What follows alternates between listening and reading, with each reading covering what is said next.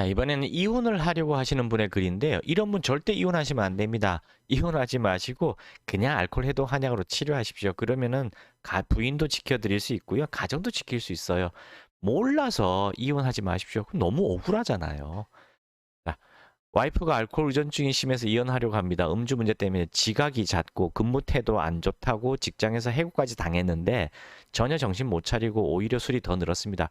예, 직장을 그만두게 되면은 그 분노 때문에 술을 더 많이 마시게 됩니다. 왜냐하면 시간이 갑자기 생겼잖아요. 자, 집안일에도 손 하나 안 대고 있는데 딸 아이가 이제 좀 크다 보니 자기 엄마가 뭔가 잘못하고 있다는 것도 눈치채는 중입니다. 점점 아이한테 안 좋은 영향 주는 것 같아서 이쯤에서 결혼 생활 정리하려고 합니다. 와이프는 이혼 거부하고 있어서 소송으로 헤어지려고 하는데 이혼 소송 잘하는 곳 찾습니다. 자, 이혼 소송을 하는 건 한 가지 방법은 될 수 있어요. 무엇을 위한 방법이냐? 헤어지는 것 그 자체를 위한 게 아니고 부인으로 하여금 알았습니다. 내 알코올 중독인 건 인정하고 치료를 받을 테니 좀 시간을 주세요. 라고 치료를 받게 유도하기 위한 겁니다. 이혼 그 자체 헤어지는 건 누구를 위해 헤어집니까? 자녀를 위해서, 남편을 위해서, 부인을 위해서 아무도 좋은 사람 없어요. 다 실패하는 거예요. 그거는 차선의 경우고요. 지금은 이혼하실 필요가 전혀 없어요. 왜냐? 치료를 안 했잖아요. 치료를 하시면 되는 겁니다. 근데 강제 입원하라는 건 삑! 그거는 치료가 아니고 격리입니다. 그건 이혼 소송할 때 하세요. 이혼 소송하기 직전에 격리시켜버리고 이혼 소송 진행하십시오. 근데 지금은 그런 단계가 아니고요. 부인이 술을 끊을 수 있게끔 단주할 수 있게끔 치료를 해드릴 시기입니다. 어떻게 하면 되냐면요. 알코올 해독 한약만 삼키게 하시면 됩니다. 복용만 하시면은 갈망감과 금단 현상이 극단적으로 줄어들기 때문에 부인이 내가 지금 알코올 중독 술 때문에 내 인생이 다 망가지고 가정이 다 파탄나고 이혼 소송까지 당하겠구나라는 걸 부인이 알기만 한다면, 즉 술을 끊어야 된다는 걸 알기만 한다면 해독제 복용하시면 이분은 금방 단주하세요.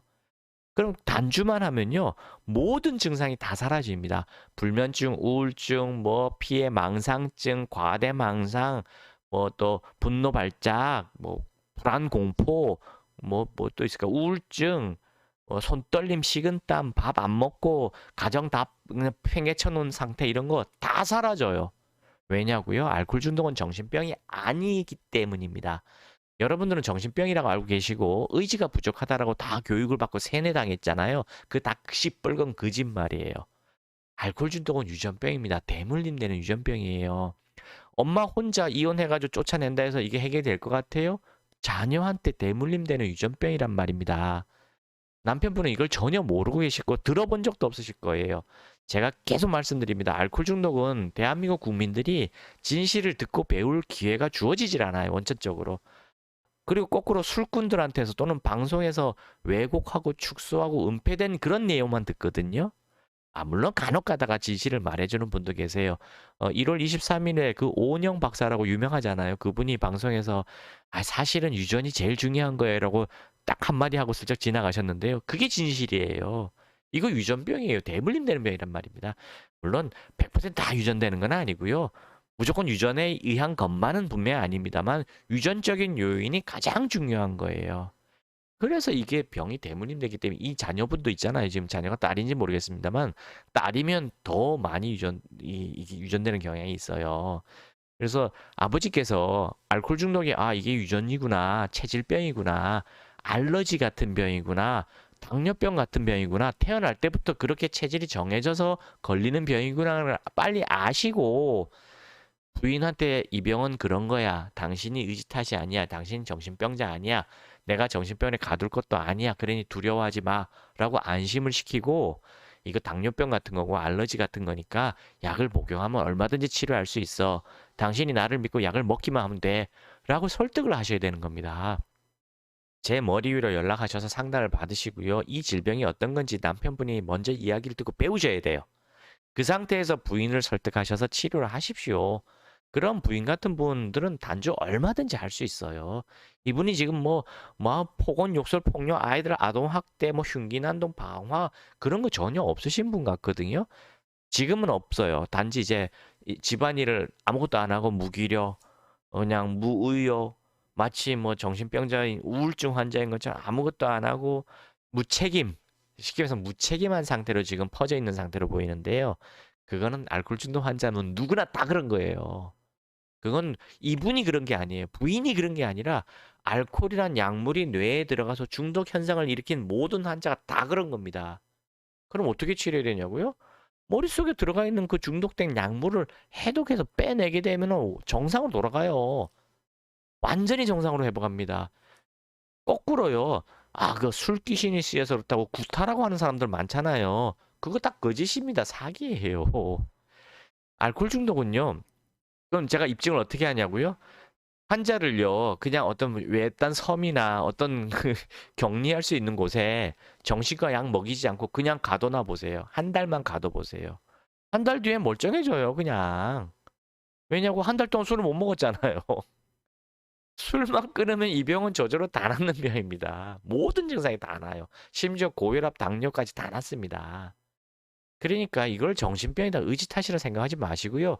약물에 중독된 거다, 약물의 부작용이다라고 생각하시면 정확한 거예요. 근데 뭐 사실상 우리나라가 법적으로 뭐 외딴 섬이나 어디다 이렇게 한 달 동안 가둬놓을 수가 없잖아요, 법적으로. 그러니까 정신병원에 가두는 거고요. 정신병원에 가둬놓고 뭐 가둬만 놓기가 좀 그렇잖아요. 그래서 약도 먹이는 거예요. 무슨 약? 수면제, 진정제, 항우울제. 왜 먹이냐고요? 안 먹이면은 한 달 뒤는 말짱할지언정 안 먹이면 처음에 일주일, 2주 동안은 잠 안 자고 돌아다니고 소리 지르고 막 그러니까 그 직원들이 견딜 수가 있어요? 못 견디잖아요, 직원들도. 그러니까 직원들도 수면제 먹고 자라고 자꾸 먹이는 거, 진정제, 항우울제 먹여서 진정시키는 거예요. 그래야지 병원이 운영이 될 거 아닙니까? 안 그러면 미쳐 날뛰고 소리 지르고 하는데 다른 환자들이 어떻게 못 견딜 거 아니에요. 한 달 이상 된 사람들은 잠 잘 자고 있는데 그 사람들은 못 견딜 거 아닙니까? 소리 지르고 날뛰니까. 그래서 처음 들어오는 환자들한테 그냥 수면제, 진정제 이런 거 다 먹일 수밖에 없어요. 코끼리 주사 놔주고 하는 게 어쩔 수 없는 거예요. 다른 방법이 없어서 그렇게 하는 겁니다. 그건 치료가 아니에요. 아셨죠? 그러니까 이 부인한테도 그렇게 하지 마시라고요. 이 부인한테 머릿속에 있는 독성을 빼는 해독제를 복용하시게 되면은 일주일 만에 잠 잘 자고 단주도 잘 하실 거예요. 부인이 물론 자기가 알코올 중독을 인정하고 치료받고 가정을 지키려고 하는 그 절박함이 있을 때 얘기입니다. 약을 삼킬 정도의 의지는 있어야 되잖아요. 아, 나는 알코올 중독 아니야. 난 내가 알아서 할 테니까 건들지 마. 난 정신병자 아니야. 그러니 나한테 이런 거 필요 없어. 라고 거부한다면은 그때는 소송하셔야 됩니다. 소송하셔서 이혼을 목적으로 소송 안 하는 게 아니라 당신이 나를 믿고 약을 거부하지 않고 먹어주면은 가정도 지키고 당신도 술에서 벗어나고 행복하게 살 수 있어. 그런데 당신이 내 말을 믿지 않고 끝까지 약을 안 먹겠다 하면은 나는 어쩔 수 없이 살아야 돼. 나는 내 아이와 살아야 되기 때문에 당신하고 헤어질 수밖에 없어. 이렇게 압박을 행사하기 위해서 이혼 소송을 진행하는 겁니다. 이혼 소송을 한 달, 두 달, 석 달 이렇게 지나가다가 부인이 또 난 약 안 먹겠다 뒤집어지면 아니 치료를 잘 받고 노력하면은 이혼 소송을 잠깐 보류하십시오. 그랬다가 부인이 또 치료 안 받겠다 그러고 난리치면은 그럼 난 이혼 소송 계속 진행할 거예요. 다시 진행하는 거예요. 이렇게 함으로써 환자를 압박을 해야 됩니다. 이혼 그 자체가 목적이 아니에요. 그리고 치료를 하는 과정을 통해서 왜 내가 이혼을 할 수밖에 없었는지 아이들도 깨닫게 됩니다. 아이들도 배워야 돼요. 그래야지 이혼 이후에 미련, 후회, 죄책감을 갖지 않고 자녀와 행복하게 사실 수 있어요.